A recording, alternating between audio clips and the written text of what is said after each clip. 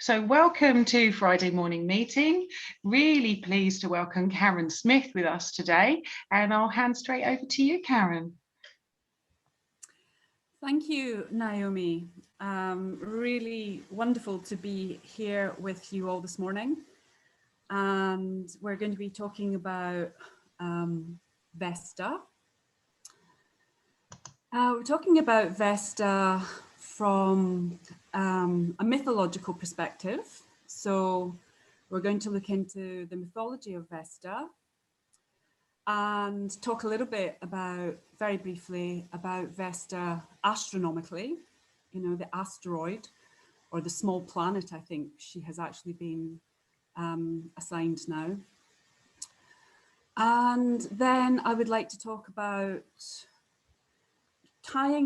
weaving a few of these strands together to talk about how Vesta may be moving in our lives as modern women and men, and how we might begin to get a picture of this through looking at the natal chart.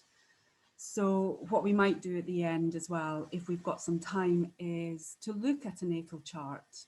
I've actually got a couple of natal charts that I could show you that I've pulled up with people with a fairly prominent and interesting Vesta. But hopefully at the towards the end, if there's one or two people that might just like to have a quick look as well. I don't know how familiar this particular audience is with astrology. Anybody familiar with astrology here? Naomi a bit, and Hazel. Yeah.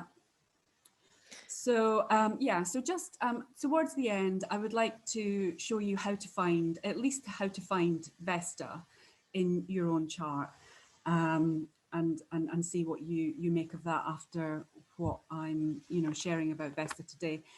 So I did put a little PowerPoint together, nothing very elaborate. It really was just to give us some guidance and some structure through the talk, and a couple of visuals to look at as well. So do I share the screen, Naomi, or do you do that? Can I do it from this? So I think I have to allow you to share. So I'm just looking to see, share screen, advanced sharing options. Okay. Okay. So hopefully you will be able to share. Now, someone else just came in, but I don't know where they are. No. Helena? Hello, yes, that's me. Hello, welcome. Thank you very much. So Karen's just getting started about her Vesta tour, but now we've paused. Would you like to briefly say where you are and what you do? Hi there. Yes, I'm in Hertfordshire in the UK. I'm brand new to the group, only just joined. I run a sling library, which is years to hold babies. So try to connect mums and dads or carers and their children, keep them close. Great, thank you. Good to have you with us. So Karen's just started telling us about what she's going to talk about, which is Vesta, which I'm guessing is why you wanted to come today. You wanted to hear about Vesta in the chart, and I think she's got something to show us as well. So we're going to see if the PowerPoint sharing is going to work. So welcome, Helena. Thanks for coming. Thank you so much.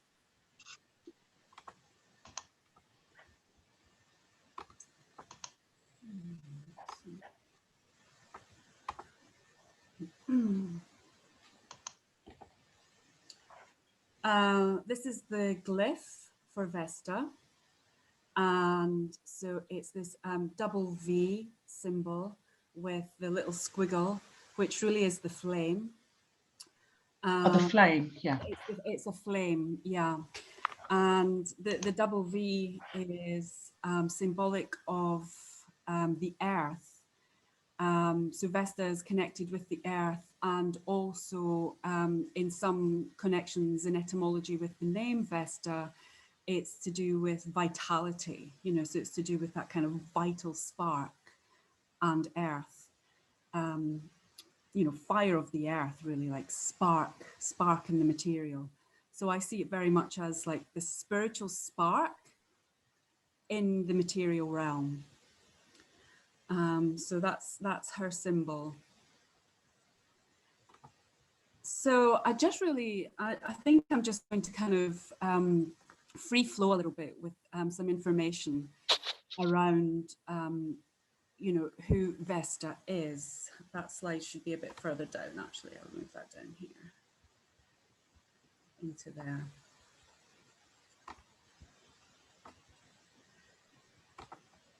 So when we think of Vesta, we think of the Vestal virgins, and you know, being the priestesses in the temple in Rome, and their duty, their main duty, at least, because they had many duties, was to keep the sacred flame burning. And it was such a deeply responsible task, because if the flame went out, then there was prophecies that this would be somehow detrimental to Rome. So their duties and vows were taken very, very seriously. And amongst other things, they did things like, you know, prepare the food and, you know, take care of the temple rites. And basically, they were actually the only priestesshood in Rome. So a little bit of information about them there. So they were chosen between the ages of 6 and 10 years old, and they were sworn to celibacy for a period of 30 years. And if they transgress these vows, particularly the sexual vows, if the sexual vows were transgressed, then the penalty for the Vestas could be really severe, including reported cases of Vestas being buried alive. So this was a really big issue in terms of their duties. And then, you know, they were released from service at the age of 36, that kind of time, after which they were free to marry if they chose to, but apparently few did marry, although from a male perspective, she was quite a catch, you know, to marry an ex-Vesta, because she would have been somewhat wealthy comparatively for women in Rome at that time. And she may have, you know, she had the kind of priestess qualities as well, which would have been certainly attractive to some men. So, sorry, I didn't want to interrupt. Can I ask a question? How were they chosen? Yeah, well, that's interesting. I've read different accounts. I mean, there are obviously scholarly accounts of the Vestas in various sources. I've read various things. I've read that they were chosen on account of their attributes. So they were, you know, physically beautiful, without any kind of, you know, obvious blemishes, deformities, disabilities, things like of this nature. I have also read accounts, however, that they were girls that didn't have solid parentage for whatever reason, not necessarily orphans, but girls that for some reason, you know, were not in kind of like solid families. So I'm not entirely sure, like I say, because there's varying information about that, but you know, there's other priestesshoods where girls have been chosen around the same age. I'm thinking of the Temple of the Virgin of the Suns, for example, on the island of the Moon on Lake Titicaca in Bolivia. Same idea, you know, that they were chosen at that age, and in that case, in that instance, they really were chosen for, you know, whatever kind of attributes, skills, beauty, talents, and possibly from their lineage as well, you know, the families that they came from. Because 6 is quite young, so they may not have had a choice, that's what I'm thinking. If I think of my 7-year-old now, or a year before that, it's quite young, isn't it? Yeah, it's very young. I mean, in terms of at what age, yeah, it's very young. And to what extent they had choice and volition in that, I'm not sure. I tend to think they didn't have too much choice in it. But what I have read in various sources is that they did in fact have to agree to this 30-year vow of celibacy. So they had some autonomy there, you know, some volition in agreeing to this. And can I ask, were they treated well? Like, you know, they weren't treated badly, or was it like coercion? Do you know, have you read, were they treated like high priestesses sort of thing, or was it more for? Apparently they really did enjoy benefits which no other women in Rome at the time did. So for example, especially when they retired from their services, they were women of means, economic means, which was quite unusual for women at that particular time in Rome. So they could have their own property, for example. Whilst they were in service, they had certain rights, like they would be, you know, in various kind of ritualistic ceremonies and things of this nature. They would be, you know, the Vestas would maybe have the first offerings, or on a more social level, the Vestas might have the best seats in the theatre, you know, so they really did come with a certain amount of privilege as well. But of course, they were absolutely entirely under the authority of, you know, the priest of the time, the Roman priest of the time, who was in charge of the temple. So, yeah, a mixed bag, I think.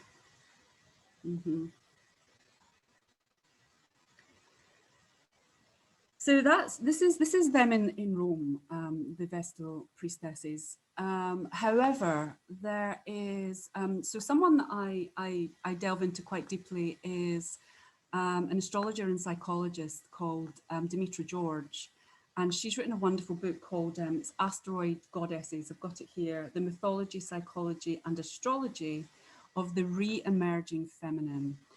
And she is just a wonderful source of information. And in her book, she talks about the Vestas, and I have also found this in various other sources as well, is that in previous times, going back further, the Vestas were actually sacred sexual priestesses.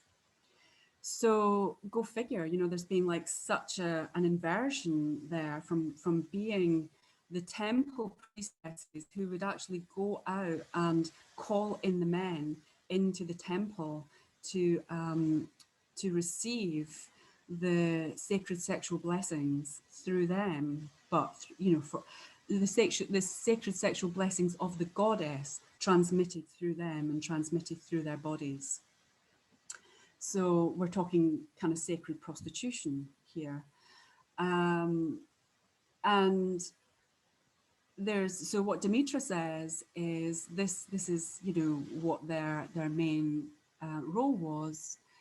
And then gradually there was a patriarchal takeover in which all of the temples, all of the priestess temples were taken over by the priests. And in the case of the Vestas, as we can see, there was like a real inversion of what the essence of their original service to the goddess had been. And Demetra says that the reason for this is it's all to do with parental lineage. So if there was a child born from a Vesta, it had, you know, that child would have had some kind of divine status and divine right. So she talks about, for example, at the summer solstice, there would have been these sacred sexual rites where 6 of the Vestas would have been in a cave, in a darkened cave with the king's men, you know, the kind of royalty, the male royalty. And if for whatever reason the king's consort or wife did not produce an heir that year, then it would be one of the children produced from this union on the solstice. And so at that time also the tenure of royalty was for a year. You know, it changed every year, and this is how it came. And so in a sense, it was a priestess lineage of sovereignty and royalty. And that according to Demetra, this was really the main reason why there was such an inversion of the the duties of the Vestas. And it was basically to ensure patriarchal lineage in terms of the royal position. And then the tenure gradually changed. It wasn't just 1 year anymore. It became 4 years, and then it became 7 years and 10 years, and then eventually it was for life, right? So this was really inverted from what the original spirit of lineage was in the priestess tradition, in the priestess lineage. So any observations or questions or anything to add at this point? I think it's fascinating. I really do. I think we go round in life in almost a sort of cycle. Mm-hmm. There's so many parts going back through history that have the same parts moving forwards, protecting lineage, protecting people's heirs, protecting money, property, status. We seem to still go round in that cycle. Mm-hmm. And they're used as an excuse almost, in some sense. As you said, they really moved away from what the Vestas were into something that could be used by somebody of in power or status. Yeah, exactly. And the service that they provided, it was for the whole community. So there's something around, I'd like to research this more, but certainly I have come across it in a few sources about the Vestas taking the war out of men. So there's this idea that when men had been away fighting, they'd been on the battlefield, they'd been traumatized by what they'd witnessed on the battlefield, possibly they had killed, possibly they'd been wounded. And so they were not in that kind of traumatized state. They weren't ready to be reintegrated back into the community with their wives and children. And so they would spend a period of time in the temple precincts with the Vestas, receiving the sacred sexual rites for the purposes of deep healing and for a deep transmission from the goddess. So this was for the whole community. Yeah. And so it's really very, the sacred prostitution. Let me just find, I've got a little thing about that, which I found was interesting as well here.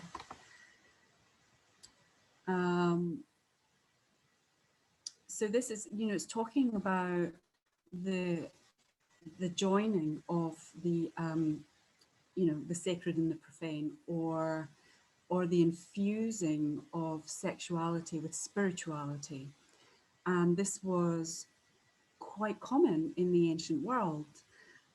So I was quite interested to see when I was reading this that sacred prostitution existed in Europe, North Africa, Middle East, India, Oceania, the Americas, Assyria, the Canaanites, the Hebrews, Cyprus, Turkey, Sicily, Egypt. So this really was a very significant practice of the ancient world. And thinking about where we are now in terms of our modern culture and our views around sexuality, then we can see that for some time, for quite a long time, and particularly since the Enlightenment, since the time of Descartes, where there has been this very definite split between, the body and the spirit. And then, of course, everything that came through the church fathers as well, and particularly in Roman Catholicism, this disassociation from the body and from sexuality, and then in the kind of early modern period with the witch burnings, and a lot of that was to do with sexuality and women's wisdom, kind of herbology and midwifery and the wise woman ways, but also a big part of that was also sexuality. So, and do you think control, a level of control on some level, isn't there? Yeah, I mean, I think even abortion in the UK, whether you believe or disbelieve in that, but even then with the women that used to perform abortion sort of in the East End of London, etc., some of those manuscripts are fascinating because they went to prison. Yeah.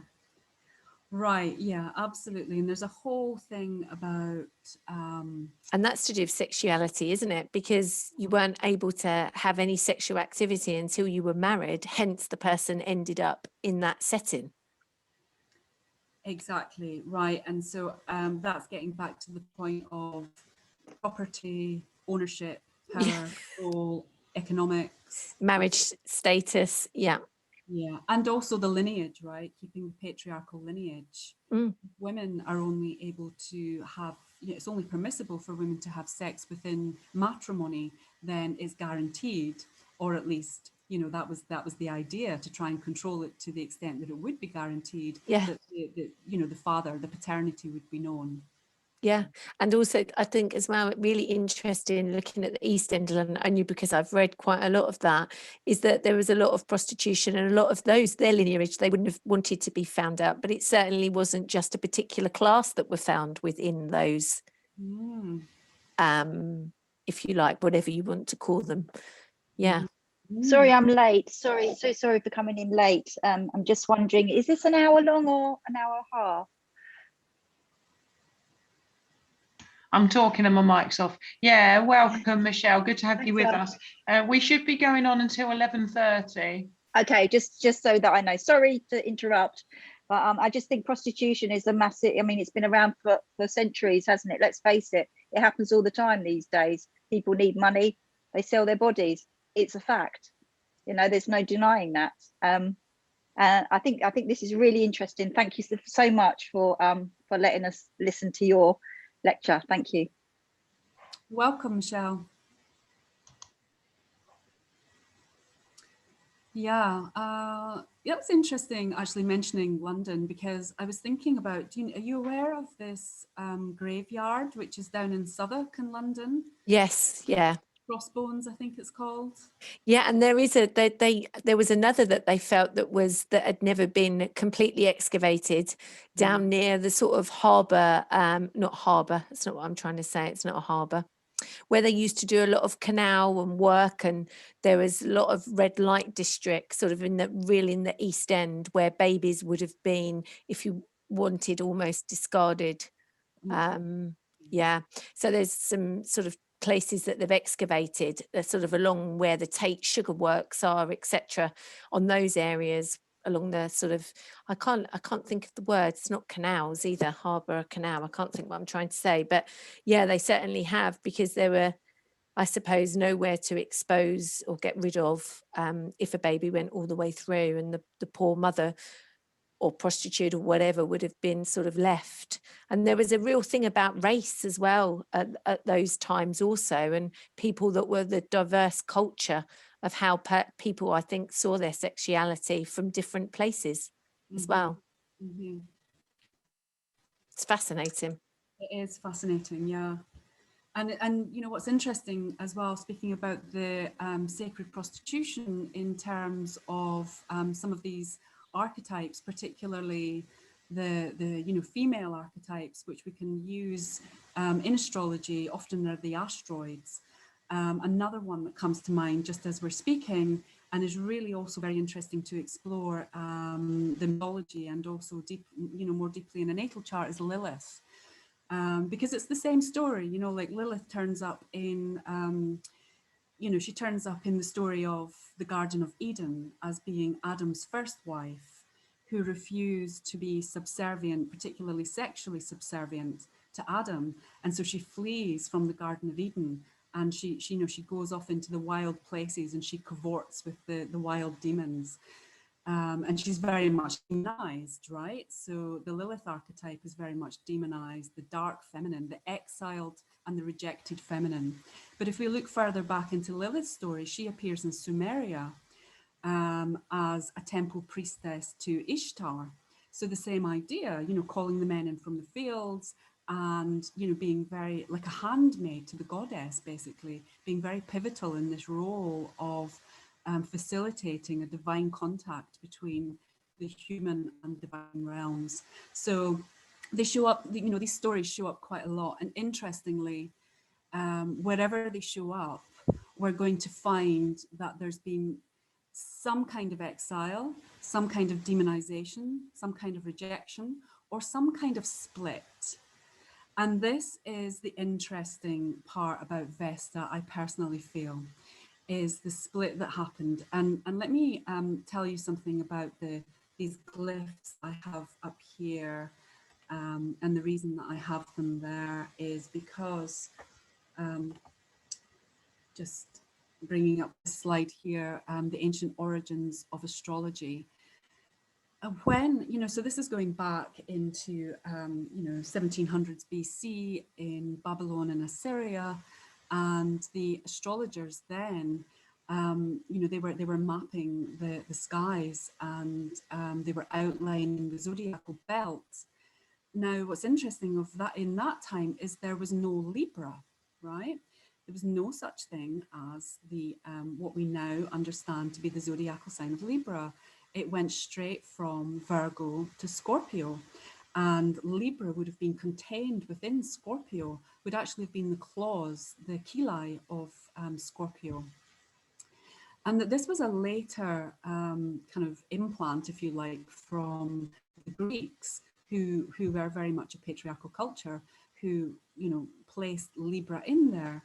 And I'm just really exploring this at the moment. So excuse me if it feels a little bit kind of clunky, but it does feel interesting to share with you in the context of what we're sharing around sexuality and the splitting of sacredness and spirituality and sexuality. Because you can actually see here you know, a direct interpretation of or depiction of this. So here is the glyph for, now by the way, Vesta rules Virgo and Scorpio. And this is the glyph for Virgo, and it has the M kind of like for mother, right? So it's mater, mother, and this little tail which flips inward. And it's not too dissimilar to the Scorpio glyph with the M for mother, mater, with the little tail that flips out. And these, for me, it seems really clear as to why Vesta is the ruler of these two signs. So Virgo being the virgin archetype, but when we say virgin here, we're not talking about virgin in the way that we, you know, as moderns understand the term virgin. It really means whole unto herself. And so the Virgo energy is very much involved with that, you know, inner energy, like holding the inner fires, holding the sacred energies within, that kind of like diamond kind of focus of Virgo and energy, complete and whole and intact unto itself, not needing any kind of, you know, relationship necessarily or stimulation or anything from outside, a complete system unto itself. So really this is the archaic and original sense of virginity. And this ties in with the Vestas, because when they were in their role of the sacred sexual priestess, they were able to essentially have sex with all of these men and not be in any way diminished themselves. Their energy systems and their energy bodies were so fully intact. However, what they did have to do periodically was to remove themselves from the temple, and then they would take themselves to the sacred springs, and they would bathe in the sacred springs, and they would rejuvenate their energy bodies so that they were fully virgin again, they were fully intact. And in this way, they were really, you know, transmitters and receptors, vehicles of divine energy in the material world through the vehicles of their body. Can I just ask something quickly? Sorry, Karen, do you mind? Yeah, so this sort of, this kind of like using their, you know, the bodies between the divine and sort of transmitting that. was it like in ceremonies, or was it they would just be in the temples and the men would come in and they would just be doing this all the time, or was it very ceremonial, you know, or certain times of the month, or you know, or was it almost just like men could just come in? What was the sort of energy of this whole thing, this practice? Thank you. Yeah, that's a really interesting question. And again, I'm not entirely sure. I have read different sources about that too. And on one hand, it does seem that it was somewhat casual in that a man could arrive at the temple with the intention of receiving the sacred sexual rites, and that there would be a temple priestess available. And I think also there would have been, I mean, certainly, I don't know if did you catch the thing at the beginning about the summer solstice? Yes. You know, so that would have been, you know, That's why I was asking. Yeah. ritualized. So how do you think that this is something that, I'm just trying to get my head around it. So do you think this is something that these women that were chosen to be high priestesses in these temples, would they have enjoyed it, or was it really coercion?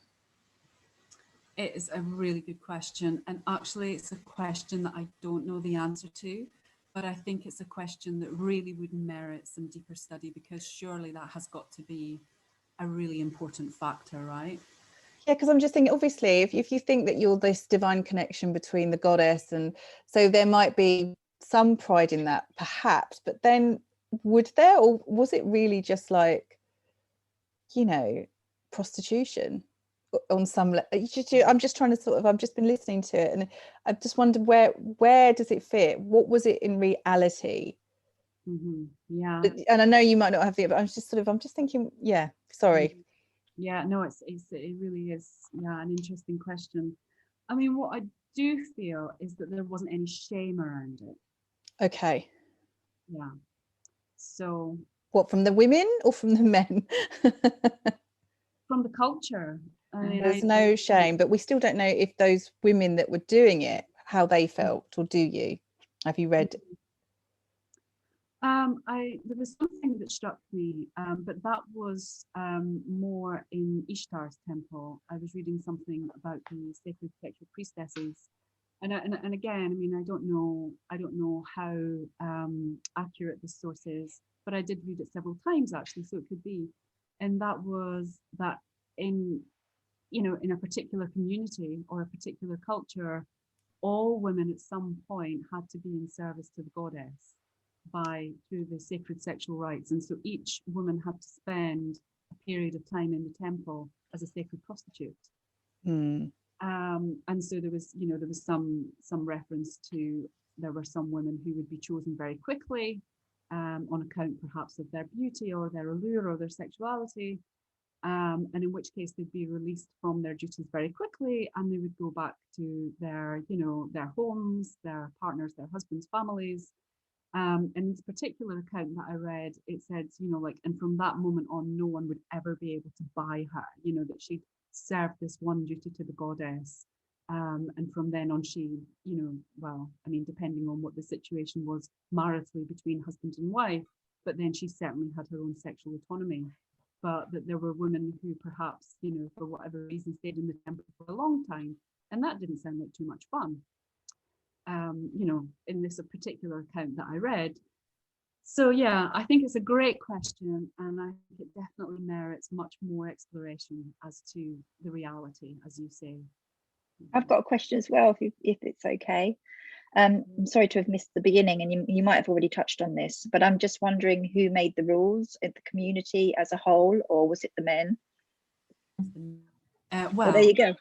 Well, no, hang on, sorry. It was the men in, I'm thinking now of the Roman Vestas, you know, in the temple as the keepers of the sacred flame.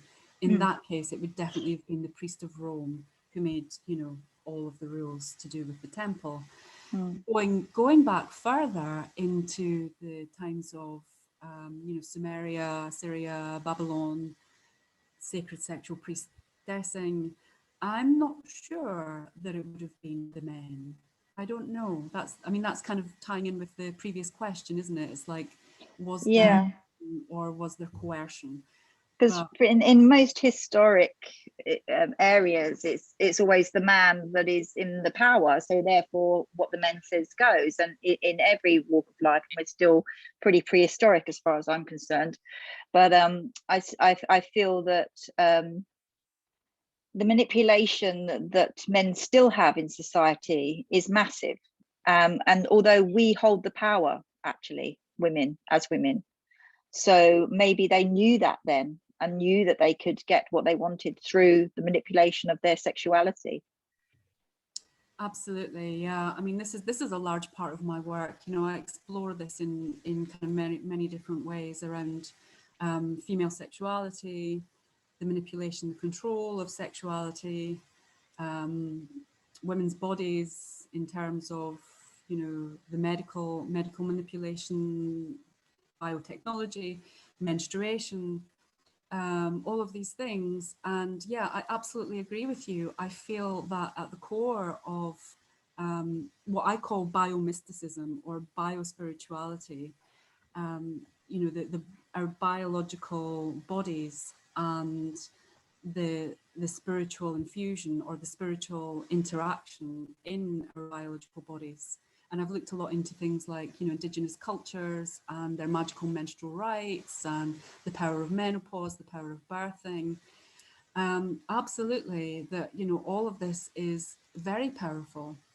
And so it's been big business, you know, for a few millennia to repress and control that for a reason, because it is very, very powerful. So yeah, certainly in Rome, you know, going back to the Vestas, that would have been the case. But I'm not so sure about going back a bit further than that, you know, going back, say, 5,000 years, for example, Mesopotamia, Sumeria, where they were, you know, these were kind of like goddess-focused cultures, where the men, to what extent the men were in control in that scenario. I think a lot less so, but I don't know for sure. Another thing, of course, is you're saying that they were starting at age 6. Yeah. Right. And so, you know, how do we know how young they were when they were actually being involved in the sexual rites? No. I mean, yeah, obviously in Rome that wasn't the case, right? Because the sexual rites was not part of it. But going back further, yeah, what age were the young girls? You know, were they being I don't know, you know, what age they actually started having physical penetrative sex?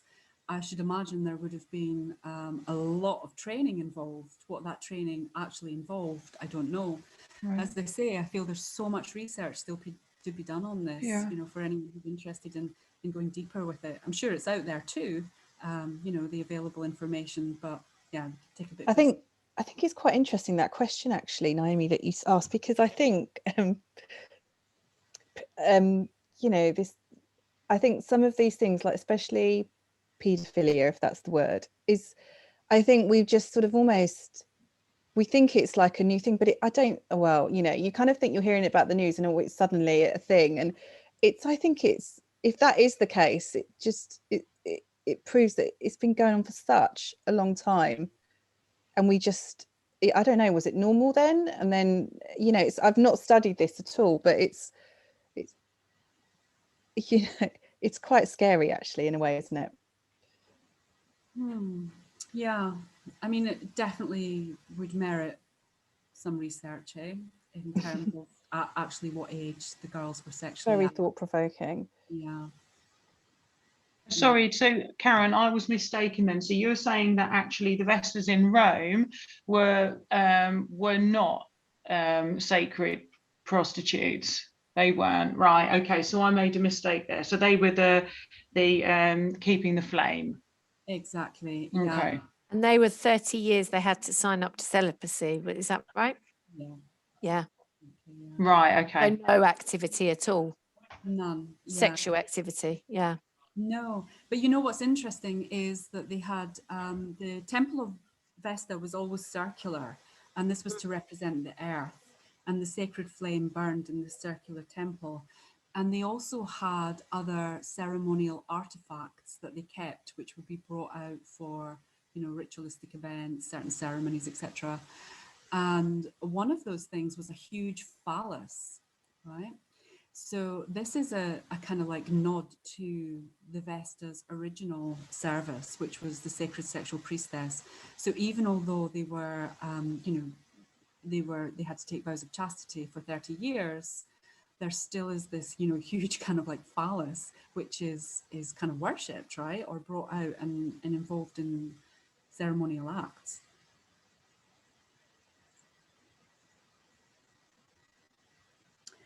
So yeah, so lots and lots of really interesting questions around sacred prostitution and what it was actually like, what the reality was like. Lots of questions around what was it like when, you know, sexuality was sacred, when spirituality and the body were one, that there hadn't been that splitting that has happened, you know, for a long time, but as I say, particularly in the last few hundred years.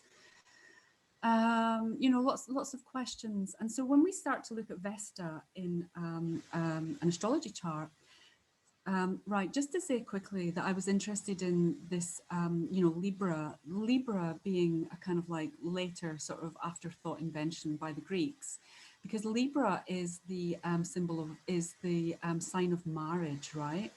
So if there was no Libra, then you've got Virgo, which is that Virgoan virgin whole unto herself, keeping the sacred energies in, and then Scorpio in the sharing of those energies, you know, in the sexual union. And at that time, in the time of the sacred sexual priestesses, it could be both. However, later on, when we move more into patriarchy and the patriarchal priests begin to take over the temples, and we have Libra as the marriage, you know, as women in marriage, and then it becomes very much about women only being able to be sexual after marriage. So this is the point that Demetra makes, is that Libra is again about sexual and social control of women only being able to, you know, be sexual beings within the culturally or socially sanctioned container of marriage. And that, you know, according to her, is when this split between sacredness and sexuality really came into being. So I'm thinking about these two glyphs, and I'm thinking about how, you know, with the Virgo glyph, it's all containing it inside, and with the Scorpio glyph, it's going out into union. And of course, Scorpio is ruled by Pluto, and a big part of this energy is around sexuality. And so when we look at Vesta in a chart, it can mean the kinds of, you know, when we're looking at Vesta in a chart, we might begin to look at things like, it can be sacred devotion, it can be our sacred calling, it can be that absolute focus and commitment to a cause. You know, it's the thing, I describe it as the thing we can't not do, we're compelled to do it. And, you know, if you have a kind of belief in past lives, etc., it could be the thing that we've brought over or brought through lifetimes as part of our essence, that we, you know, and it's also service, right? So Vesta is not necessarily just for ourselves. Vesta is also in terms of how we are of service to the wider collective, that thing that we have to do. So it can be around sacred vocation, sacred calling, so strong Vesta signature, which is well aspected, might be a person who has that level of dedication and is able to realize their sacred vocation and calling. If it's a kind of, you know, aspected in a, you know, more challenging way, it might be around being a little bit destabilized, being a little bit unfocused, being a little bit scattered, not being able to realize that sacred vocation. And in terms of sexuality, it can be promiscuity, you know, like a kind of particular Vesta might look to a person who, for whatever reason, doesn't necessarily express their sexuality only within the confines of a monogamous partnership, for example, and wants to express themselves sexually with lots of people. And, you know, perhaps there could be something very deeply healing in this. You know, it's not just promiscuity, it's, you know, that there's something sort of, you know, deeply transactional and spiritual happening in that union. Or it can go the other way, right? A Vesta in a chart can point to sexual repression. Because one of the things that, you know, happened with the Vestas is that, you know, really there are kind of like modern day nuns, right? They're, you know, the kind of modern day Vestas, they're still sort of in the temple, as it were, and they're still, you know, taking vows of chastity. So all of that kind of sexual energy contained within, and yet it's a spiritual sexual energy because there's a kind of, you know, the bride of Christ kind of idea. So I saw a couple of charts that I was just interested in exploring, because these are some people that I thought of when I was thinking of Vesta. And here's Marilyn Monroe. So what I saw in Marilyn's chart is that she has Vesta in the 12th house conjunct her north node. Now, I'm aware that not everybody here is conversant in astrology. So really to say that if, you know, when the north node is involved in our chart, we have the north node and we have the south node. It's a little bit more complex than this, but, you know, in a nutshell, it's something to do with, you know, where we've been in terms of the kinds of lessons and experiences that our soul has already had from the past lives. Sorry, that's the south node, and the north node is where we're going in this life, you know, where the next layer of our soul's unfolding, if you like, towards the wholeness of our soul. So it's not necessarily a comfortable place to go to, but nonetheless, it's calling us in that direction, because it's why we may have incarnated in this lifetime, is to move towards that, or hopefully begin to express for our soul's growth. So there's Marilyn with her Vesta in conjuncting the North Node. So for me, this speaks of something like, you know, I don't like to use the word destiny, but, you know, she's really, this Vesta energy of hers is really being called forth in her. But the fact that it's in the 12th house, now the 12th house in the chart is very much a hidden house. You know, it's the unconscious, it's the things we can't see, it's perhaps even a little bit occult. So when you think about Marilyn, there really was this, you know, split between what the public image of her as this, you know, sex goddess, you know, the Venus of our day type thing, or her day, very alluring, this feminine sexuality. And yet behind the scenes, that wasn't really the story, was it? There was a whole story about how she had been, you know, her mother had some problems mentally. She was incarcerated. Marilyn was then in state care from the age of 11, went through a series of, you know, foster families, was sexually abused, you know, and then the stories of her, like, addiction, you know, all sorts of kind of dark realities going on in her life, but not necessarily seen in the public eye at the time. So, you know, Vesta, I thought that was quite a good description of Vesta conjunct the North Node in the 12th house. So when you say Vesta there, you're talking about her sexual energy, basically, the whole idea as a woman, the sexuality part, and then the fact that it's in those areas in the astrology chart is the fact that there was abuse, basically, and it was behind the scenes.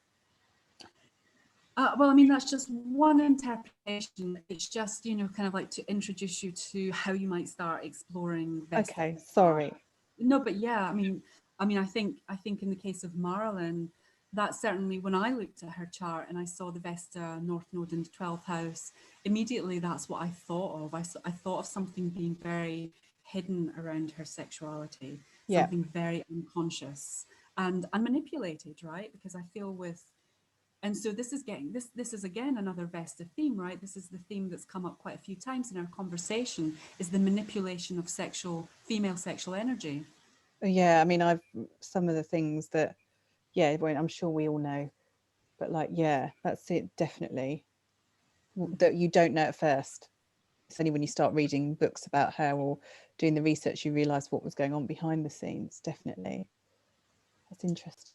Yeah, and you know, totally controlled, right? I mean, this is the impression I get of her life, is that, you know, she just, every aspect of it was controlled. And she made a huge amount of money, right, for Hollywood and the film producers and whatnot. So she was definitely commodified. So this is another kind of Vesta type issue, the commodification. When we think about prostitution, where it's nowadays, you know, it's a financial transaction.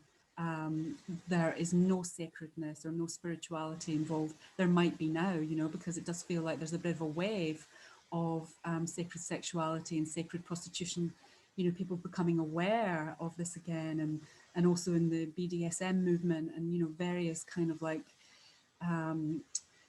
expressions of sexuality which are out with the confines of our, you know, matrimonial kind of ideas of that Libra, you know, that sex is only really permissible within that partnership. So I think there is a kind of resurgence around different expressions of sexuality, including sacred sexuality. But certainly prostitution, you know, for a long time has been purely a financial transaction, and often there's been a lot of financial control, you know, with pimps and that kind of thing. So yeah, I would say this is definitely an issue, which is sexuality, right? Sex and money, base chakra, the control of base chakra. Yeah, there's lots of layers to it. And then another person who I was interested in looking at as well was the writer Anais Nin, who was writing at the beginning of the 20th century. So she really was breaking bounds in terms of her erotica and writing, you know, a woman writing erotica. And if you're familiar with her books, you'll know that actually, you know, it's very sexual, it's very explicit. And so for a woman to be writing like that at that time was really like kind of, you know, breaking a barrier. And she has Vesta conjunct Venus in the 6th house. And interestingly, one of her books, in fact, her most erotic book, is called the Delta of Venus. So yeah, so in her case, very much about sexuality. But to get back to the last question that someone was putting forward, it's not only sexuality, because it's also, you know, it's this kind of like Virgoan kind of like commitment, deep devotion, discipline, all of those things that we need in order to like realize a vision, to be able to realize a sacred calling or a sacred vocation. But in a sense, you know, that energy, when you think about that divine spark, you know, like from the little glyph of Vesta with the little kind of like divine spark coming into the earth plane, that divine spark inside of us, that kind of spiritual libido sort of, you know, energy, that divinity inside of us in our bodies, and how we use that, right? So there is that thing about channeling sexual energy creatively, or conserving sexual energy in Taoism and various other sexual practices in order to become kind of more spiritually aligned or awakened. So it's that same energy, right? It's like, how is it being expressed? Is it being expressed sexually? Is it being expressed spiritually? Is it being expressed through a divine calling? But it's that same kind of like divine spark. And the 6th house is about service. Exactly. The 6th house is about service, and you know, Virgo, that's a Virgo house. And so there's something about the service that she did provide. You know, she was very focused in her writing. She produced a lot of books. Interestingly, she didn't publish her own memoirs, because she was having herself, you know, she was having lots of sex, you know, she was having lots of affairs, and she was really exploring her sexuality. So even though she was writing about it in fiction, she wasn't writing about it in terms of her own personal experience, because, you know, she felt that would not be accepted. She could write about it in a fictionalized way, but to actually own that at that particular time, you know, the early 20th century, would have just been too much. And besides, she was married, you know, so a lot of this sexual activity was going on. You know, she was having affairs and her husband didn't know about it. She didn't want her husband to know about it. So all of this was published posthumously. But yeah, the sixth house, absolutely, Naomi, that would definitely point to some kind of service. And really that was her service, was this, you know, kind of beginning to like break up some of these boundaries and barriers around female sexuality.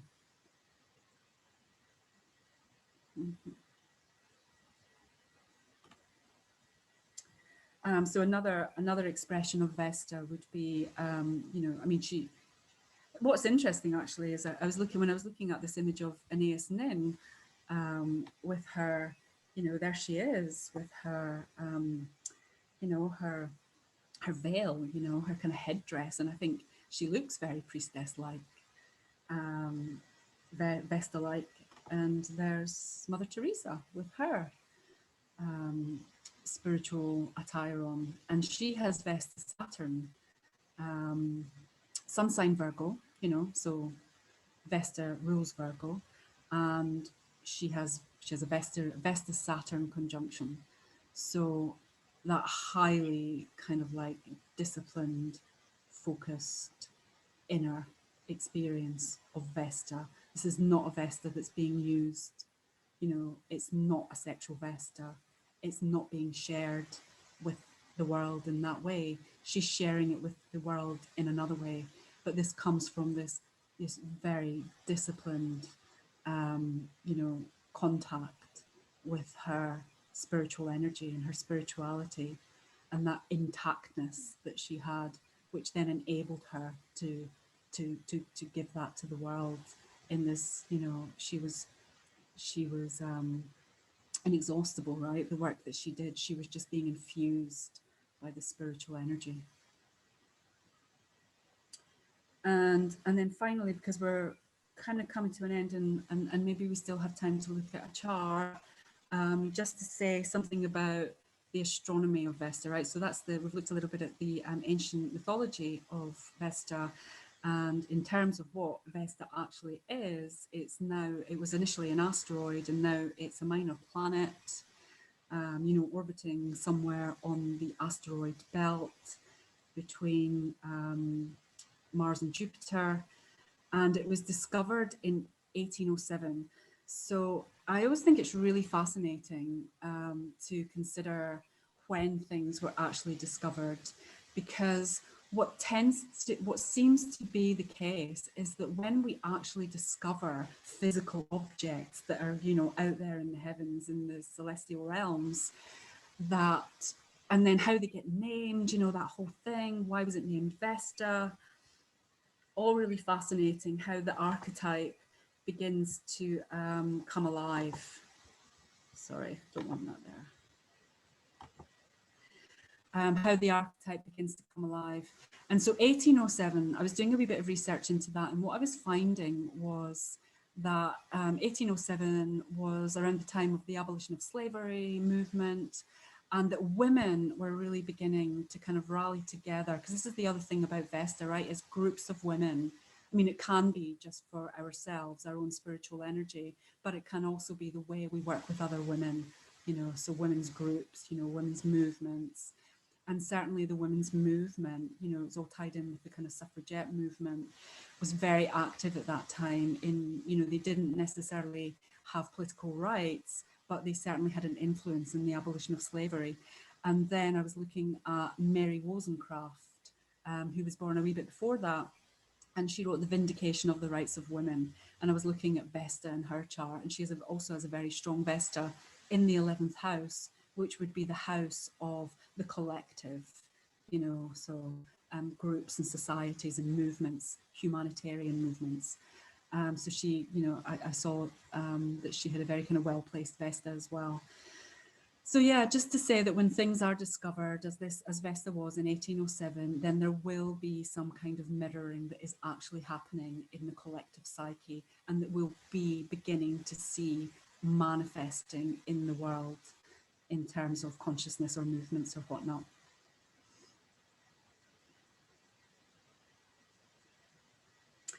So that's a kind of, I mean, there's so much to say about Vesta, you know, as I say, there's, you know, it feels like there's many layers there that could be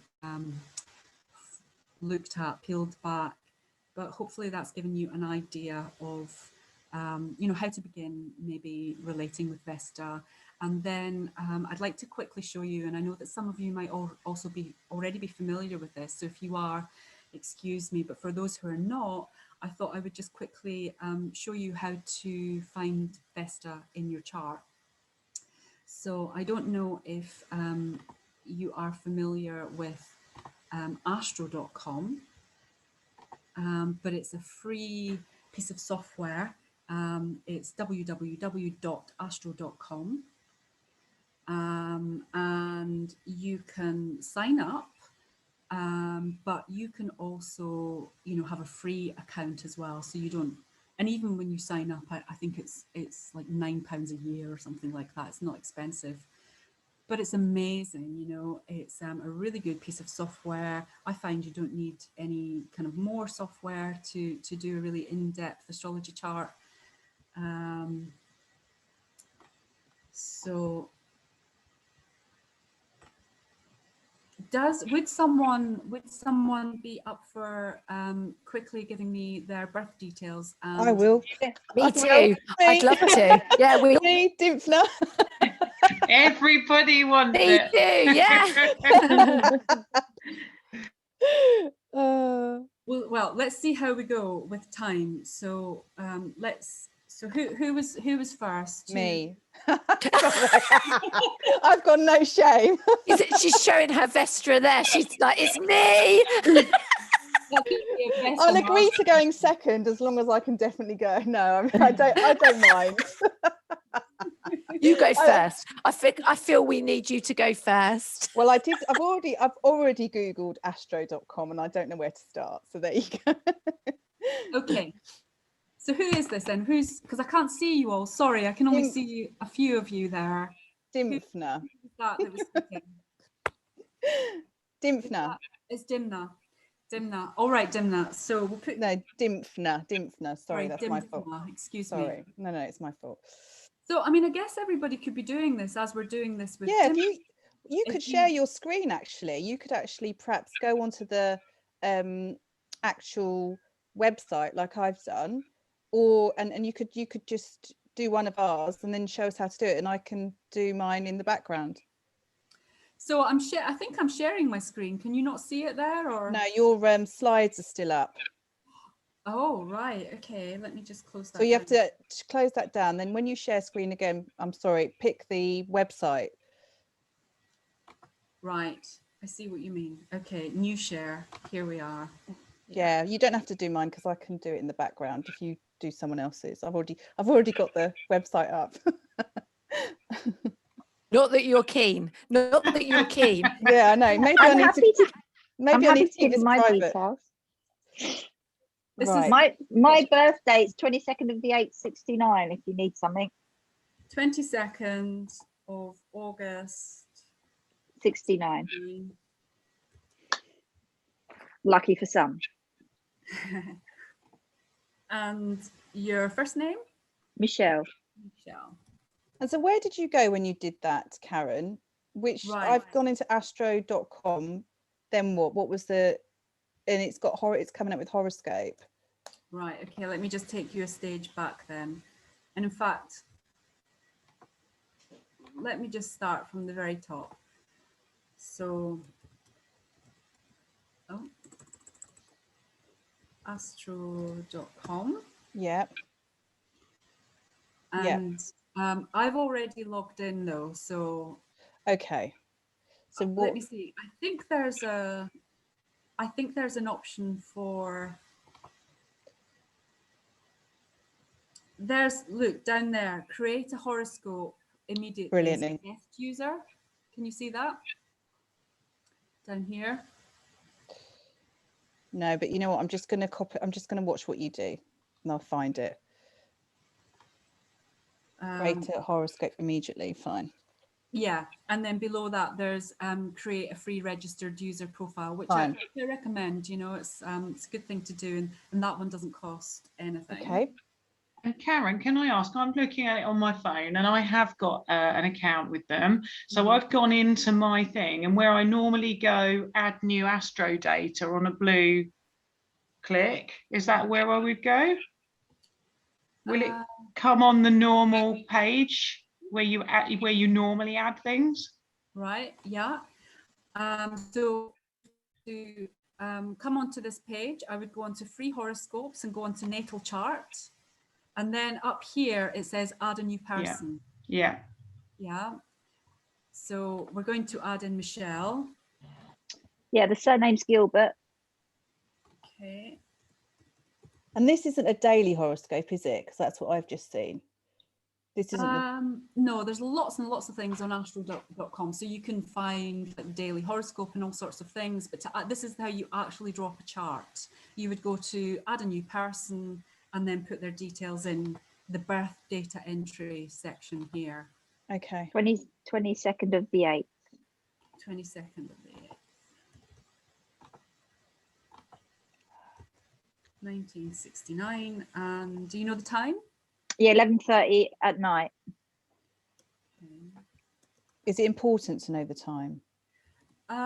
You can definitely have a really good kind of explore of a chart without the time, but it's better if you have the time, because then you can look at the houses, you can look at the angles, you can look at the moon and the rising sign. Otherwise, you could still look at the planets and the aspects. So you can still get a really great reading, but if you do have the time, it's better. So were you born in the UK, Michelle? Yeah, I was born in London.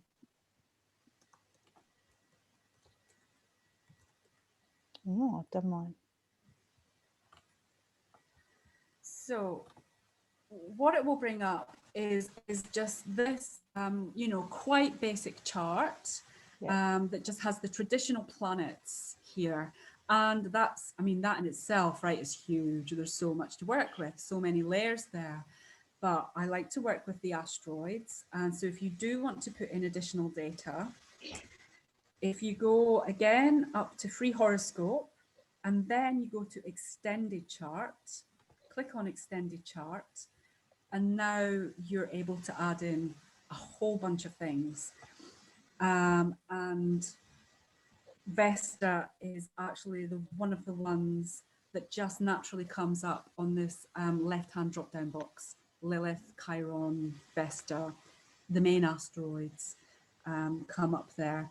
There's something like 2,000 asteroids. So, you know, if you need to type other information in, you can do it manually here.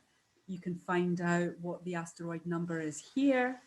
But today we're working with Vesta and it's just there for us.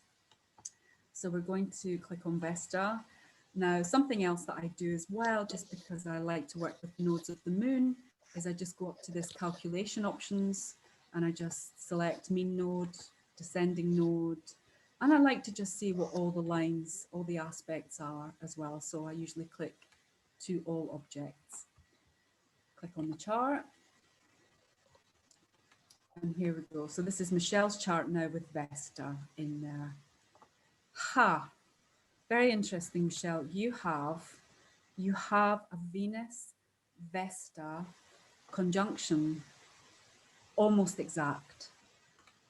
So there's your Vesta, which is at 22 degrees of Cancer, and your Venus is also at 22 degrees of Cancer. This is a very tight, almost conjunction between Vesta and Venus. What does that mean? Well, actually, Marilyn Monroe's chart had this too, right? She didn't have it as close as you do. Her conjunction was a little bit wider than yours. You've got an exact conjunction. So when two planets or two bodies are conjunct, and especially when they're tightly conjunct like this, it really means that the energies of both of these bodies have become conflated into one. You know, you can't separate them. So in this case, you can't separate Venus from Vesta. They've joined forces, and they've almost become like a new kind of like archetype or energy that's in that person's chart, and so therefore in that person's way of expressing themselves. So Venus, the goddess of love, partnerships, harmony, balance, yes, sexuality as well, more like maybe sexuality in marriage. But Venus is also, she's not just the goddess of love, she's also involved with things like value, right? What do we value? How do we value ourselves? What do we value in other people? What do we value in our life, you know? It's things like, you know, beauty and style and art, and how we like our homes to be, and what it's our kind of love style, right? It's our relationship style, our relationship and love language. And so there your Venus, your Vesta is totally involved with your Venus in terms of how you relate to people.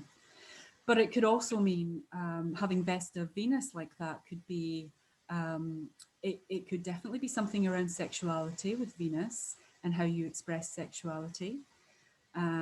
It could also be something around your sacred calling, and that could be something which is involved with women or involved with all things Venusian, partnerships, you know, something harmonious. It could even be involved with beauty, right? It could be involved with fashion, it could be involved with image.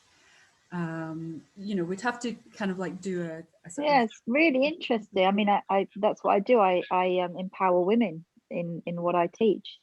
Yeah, and it's all to do with moving the body, becoming more confident, standing upright, you know, saying my way is the right way, you know, basically empowerment for women. Perfect. That's a perfect expression of your Venus Vesta. And it's in the third house. So, you know, which house it falls into is important too, right? So there's first house, second house, third house, so on round the wheel. And so the third house is a lot to do with communication and expression, how we voice ourselves, how we communicate our ideas, how we express our ideas to others, you know, in our environments, in our communities.